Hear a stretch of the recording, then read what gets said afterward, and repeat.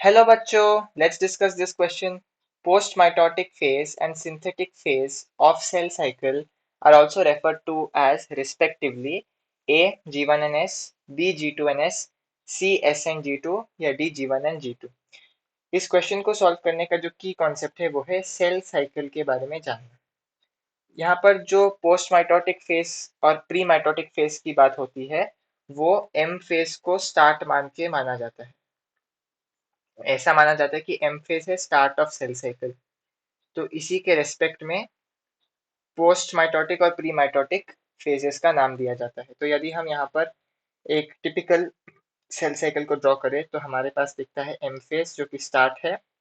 M phase के बाद दिखता है G1 फेज, उसके बाद दिखता है एस फेज, उसके बाद दिखता है G2 फेज और लास्टली दिखता है एम फेज, वापस एम फेज। तो जो एक साइकिल है वो एम फेज से स्टार्ट होता है, G1 फेज में जाता है, एस फेज में जाता है, G2 फेज में जाता है, वापस एम फेज में आता है।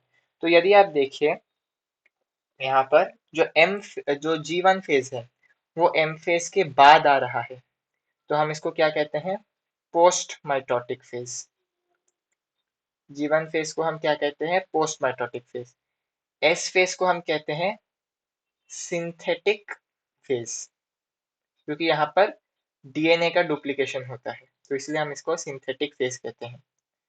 और यदि आप देखिए G2 फेज, ये जो G2 फेज है वो नेक्स्ट सेल साइकिल के एम फेज के पहले आ रहा है, इसलिए हम इसे कहते हैं प्री माइटोटिक फेज।